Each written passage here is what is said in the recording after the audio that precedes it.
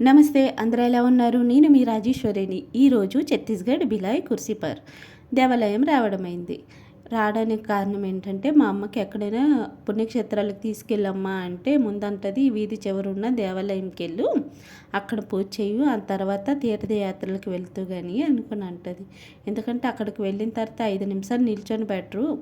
మన ఇంటి వీధి చివర ఉన్న దేవాలయంకి చక్కగా మనము శివాలయంకి నీరు పోయొచ్చు, పూజ చేయొచ్చు, దీపం వెలిగించవచ్చు, ధ్యానం కూడా చేయొచ్చు. ఇన్ని మంచి విషయాలు ఉన్నాయి, ఎక్కడికో ఎందుకు వెళ్తావు? వెళ్ళప్పుడు వెళ్తూ కానీ దాని టైం వచ్చినప్పుడు ముందు వీధి చివర ఉన్న దేవాలయంకి వెళ్ళి పూజ చేయని చెప్తుంది. ఎంత పెద్ద మర్రి చెట్టు కదా, ఎంత బాగుంది. ఈ వయసు ఎంత ఉంటుందో తెలియదు ఈ చెట్టుది. ఎంత చక్కగా ఆలోచన. ఈ చెట్టు తీయకంటే దేవాలయం కట్టారు, ఇంత పెద్ద దేవాలయం కట్టారు. అనికి ముడుపు కూడా కడుతున్నారు. నిజంగా మర్రి చెట్లకి, రాయి చెట్లకి ముడుపు కడితే మనం కోరుకున్న కోరికలు నెరవేరుతాయంట. అది నిజం. ఇంకొకటి ఏంటంటే, చిన్న శివలింగం పెట్టున్నారు. అభిషేకం నీరు వేస్తున్నాము. ఆ చెట్టు మొదలుకి వెళ్తుంది, ఆ చెట్టు బ్రతుకుంటుంది. ఆ చెట్టు ఏమో మనకు ఆక్సిజన్ ఇస్తుంది, నీరుని ఇస్తుంది. అందరికి తెలిసిన విషయమే కదా. కానీ పెద్ద పెద్ద బ్రిడ్జులు ఇవన్నీ కట్టినప్పుడు చెట్లన్నీ తీసి పడేస్తున్నారు. చెట్లు ఏవో చిన్న చిన్న చెట్లు తీసి పెద్ద పెద్ద చెట్ల నుంచి బ్రిడ్జులు ఇవన్నీ కడితే ఎంత బాగా అనిపిస్తుంది కదా. చెట్లు లేక జంతువులు ఇవన్నీ ఎలా ఇదైపోతున్నాయో వాటి గురించని కొంచెం ఆలోచించండి.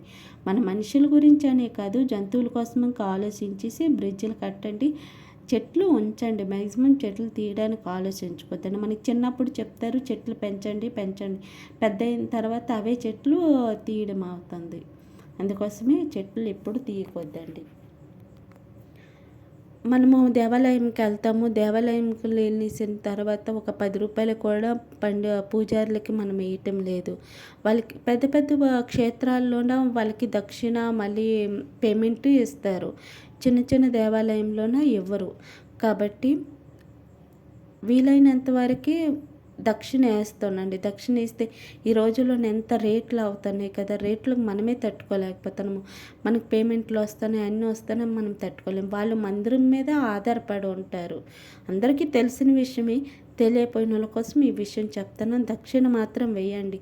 మనకు కలిగింది ఎంతో వేస్తే వాళ్ళకి ఫ్యామిలీ ఉంటుంది కదా, అందుకోసమే దక్షిణ వేయండి. మందిరం ట్రస్ట్ వాళ్ళు కట్టిన వాళ్ళు చూసుకుంటారు. కానీ మాత్రం పూజారుల కోసం దక్షిణ వేయాలి. అప్పుడే మనం కోరుకున్న కోరికలు అంటే నెరవేరుతాయి. నేను చెప్తానని కాదు, అది వాస్తవం. ఇప్పుడు పక్కన ఉన్న సాయిబాబా మందిరంకి వెళ్ళాము. అక్కడ కూడా చూడండి, దేవాలయం ఎంత పెద్ద దేవాలయం కట్టున్నారు. వేప చెట్టు తీయలేదు. చెట్టు తీయకంటే రేకేసేసి వేప చెట్టుని ఇచ్చేసి ఉన్నారు. కింద లోపలేమో దత్తాత్రేయ దేవాలయం పెట్టున్నారు. చాలా బాగున్నది. సాయిబాబా వెనకే ఈ దేవాలయం కూడా ఉంది లోపల. ముందుగా ప్రార్థించుకోండి. దత్తాత్రేయని ఏం కోరికలు కోరుకున్నా నెరవేరుతుంది. ఇప్పుడు చాలా మనిషి దత్తాత్రేయ దేవాలయంకి వెళ్ళడం లేదు. నిజంగా వెళ్ళండి, మనం అనుకున్న కోరికలు నెరవేరుతాయి. గురుదోషాలు ఏమున్నా పోతాయి. జాబులు లేని వాళ్ళకి జాబులు, మ్యాక్సిమం జాబులు ఎక్కువ అవుతాయి. పెళ్ళి కాకపోయిన వాళ్ళకి పెళ్ళిళ్ళు ఇవన్నీ అవుతాయి. శ్రీ గణేష్ని ప్రార్థించుకోండి. నా వీడియోని లైక్ చేయండి, సబ్స్క్రైబ్ చేయండి. Thank you for watching.